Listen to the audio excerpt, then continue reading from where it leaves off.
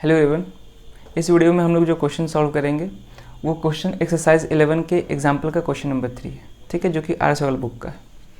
तो देखते हैं क्वेश्चन नंबर 3 क्या है। क्वेश्चन नंबर 3 में वेरीफाई दैट दिया है, यानी कि इसमें वैल्यू फाइंड नहीं करना है, इसमें वेरीफाई करना है, यानी कि प्रूफ करना है। किस एक्सप्रेशन को प्रूफ करना है? तो वो है cos 60 degree into cos 30 degree minus sine 60 degree into sine 30 degree equal to cos 90 degree. यानी कि हमको ये प्रूफ करना है इसमें कि यहाँ पे ये जो इक्वेशन दिया गया है, पूरा जो एक्सप्रेशन है, इसमें LHS का वैल्यू RHS के इक्वल दिखाना है। यानी कि क्वेश्चन में ये प्रूफ करना है कि इस पूरे का वैल्यू इस पूरे मतलब इसके इक्वल होगा, ठीक है। तो प्रूफ वाले क्वेश्चन को कैसे सॉल्व करते हैं? तो हम यहाँ पे पहले LHS को सॉल्व करेंगे, उसका वैल्यू निकालेंगे, फिर RHS को सॉल्व करेंगे, उसका वैल्यू निकालेंगे। अगर दोनों वैल्यू सेम हो गया तो हम लोग प्रूफ कर लेंगे, ठीक है। तो देखते हैं इसका प्रूफ,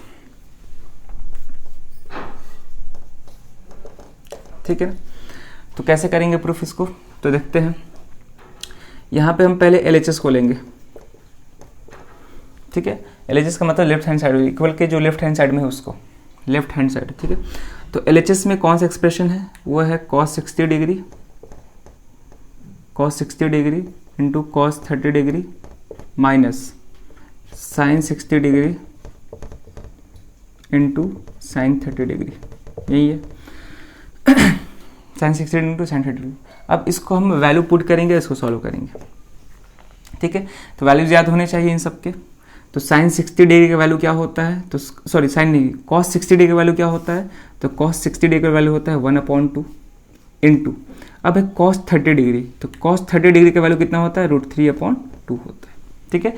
वैल्यूज याद होने चाहिए सारे ट्रिग्नोमेट्रिक रेशियोज के, तभी हम ये क्वेश्चन कर पाएंगे, जितने भी स्पेसिफिक एंगल्स हैं। माइनस साइन 60 डिग्री का वैल्यू कितना होता है? तो साइन 60 का वैल्यू होता है cos 30 के बराबर, और cos 30 का वैल्यू कितना है? √3/2, तो इसका वैल्यू कितना होगा? √3/2 इंटू साइन 30 डिग्री के वैल्यू किसके इक्वल होता है? cos 60, और cos 60 का वैल्यू कितना है? 1/2, इसका वैल्यू क्या होगा? 1/2। क्लियर है?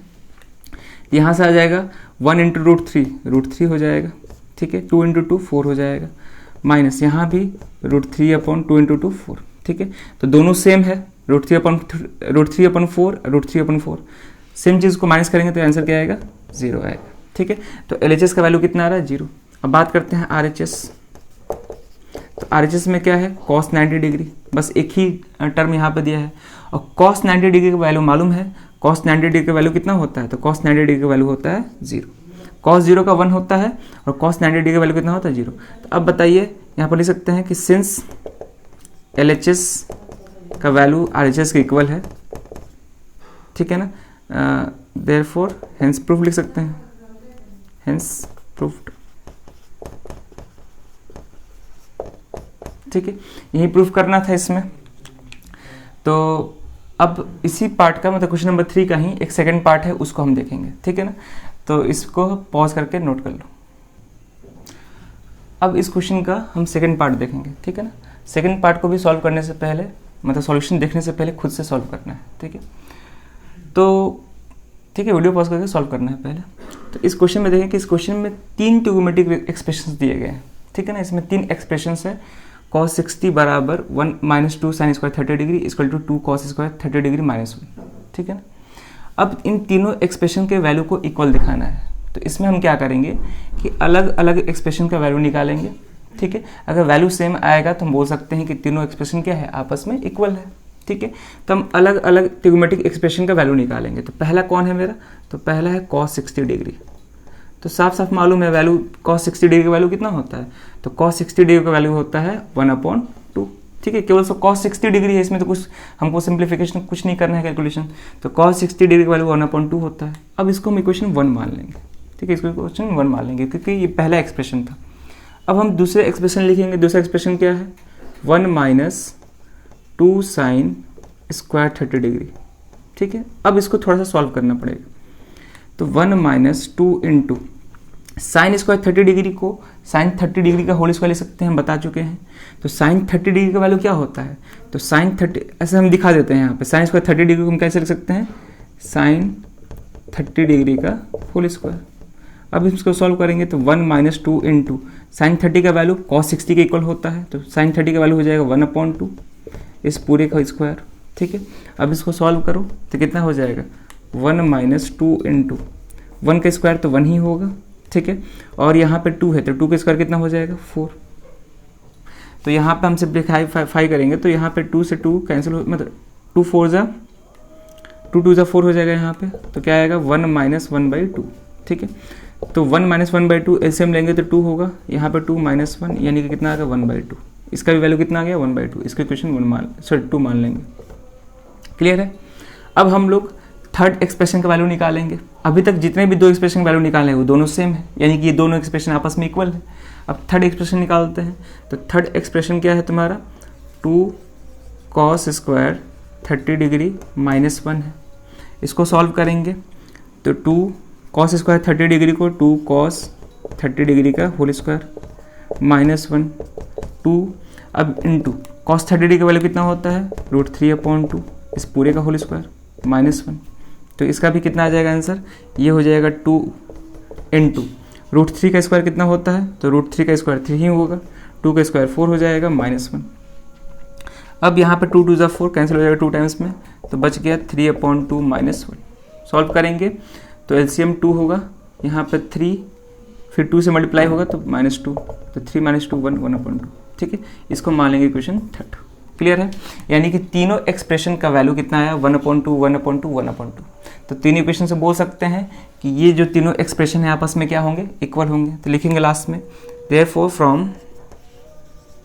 फ्रॉम इक्वेशन 1 2 एंड 3, ठीक है, वी कैन से दैट,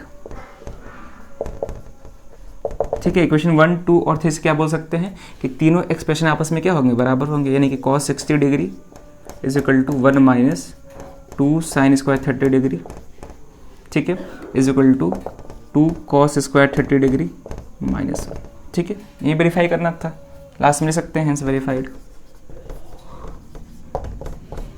ठीक है, ये था इस क्वेश्चन का सेकंड पार्ट। इस क्वेश्चन का एक और थर्ड पार्ट है, वो लास्ट पार्ट है, उसको भी हम सॉल्व करेंगे। ठीक है ना, अब हम लोग क्वेश्चन का थर्ड पार्ट यानी कि लास्ट पार्ट देखेंगे। ठीक है ना, तो क्वेश्चन का थर्ड पार्ट क्या है कि tan 60 minus tan 30 degree divide by 1 plus tan 60 into tan 30 degree बराबर मतलब यानी इक्वल शो करना है tan 30 डिग्री के। ठीक है, तो इसमें केवल 2 ही एक्सप्रेशन है, ये LHS है, ये RHS है। तो पहले हम LHS का वैल्यू निकालेंगे, फिर RHS का निकालेंगे, अगर इक्वल हो गए तो वेरीफाइड हो जाएगा। ठीक है, तो पहले हम LHS देखेंगे। तो LHS में क्या एक्सप्रेशन है मेरा, तो LHS में है मेरा tan 60 degree minus tan 30 degree divide by 1 plus tan 60 degree into tan 30 degree. ठीक है, अब केवल वैल्यू पुट करना है। tan 60 का वैल्यू कितना होता है √3 माइनस tan 30 1/√3 होता है डिवाइड बाई 1 प्लस tan 60 फिर से √3 इंटू tan 30 का वैल्यू 1/√3। ठीक है, अब इसको सॉल्व कर सकते हैं। तो यहाँ पे √3/1 है और यहाँ पर 1/√3 है, तो एलसीएम कितना हो जाएगा √3 हो जाएगा। अब √3 इंटू √3, तो √3 इंटू √3 का मतलब √3 का स्क्वायर, और √3 का स्क्वायर कितना होता है 3 माइनस, अब यहाँ पे तो केवल 1 ही होगा, डिवाइडेड बाई पूरे का डिवीजन करना है। अब यहाँ से √3 से √3 कैंसिल भी हो जाएगा। ठीक है, तो √3 से √3 कैंसिल, तो 1 + 1 बच जाएगा। अब हम इसको सॉल्व करेंगे तो 3 - 1 कितना हो जाएगा 2, नीचे क्या बच गया √3 बच गया। ठीक है, अब डिवाइड बाई पूरे का डिवीज़न में क्या है, तो पूरे का डिवीज़न में यहाँ पे 2 हो जाएगा। तो इसको हम जब पूरे को डिवाइड करेंगे तो कुछ ऐसा आएगा 2/√3 इंटू 1/2, ये 2 नीचे ही रह जाएगा, तो 2 से 2 कैंसिल हो जाएगा, 1/√3 हो गया। क्लियर है, यानी कि यहाँ पे LHS का जो वैल्यू आया है, LHS का वैल्यू कितना है 1/√3। ठीक है, अब हम सॉल्व करेंगे, देखेंगे RHS। तो RHS में कौन सा एक्सप्रेशन है, तो RHS में केवल tan 30 डिग्री दिया गया है। ठीक है, और tan 30 डिग्री का वैल्यू मालूम है कितना होता है 1/√3 होता है। ठीक है, तो इसमें तो कुछ कैलकुलेशन करने की जरूरत ही नहीं थी, डायरेक्ट वैल्यू लिखना था। तो tan 30 डिग्री 1/√3 होता है। तो साफ साफ दिख रहा है कि LHS का भी वैल्यू 1/√3 है, RHS भी कितना है 1/√3 है। तो बोल सकते हैं कि सिंस LHS बराबर RHS, ठीक है, हेंस वेरीफाइड। ठीक है, हेंस वेरीफाइड। LHS का वैल्यू RHS के इक्वल आ गया, इसीलिए दोनों एक्सप्रेशन क्या है आपस में बराबर है। ठीक है, तो ये भी बेसिक्स बहुत ही बेसिक क्वेश्चन था, केवल वैल्यू पुट करना था, कैलकुलेशन करना था और दोनों पार्ट को इक्वल दिखाना था। ठीक है। तो इस वीडियो में केवल इतना ही, अगले वीडियो से हम और भी क्वेश्चन को सॉल्व करेंगे। ठीक है, थैंक यू।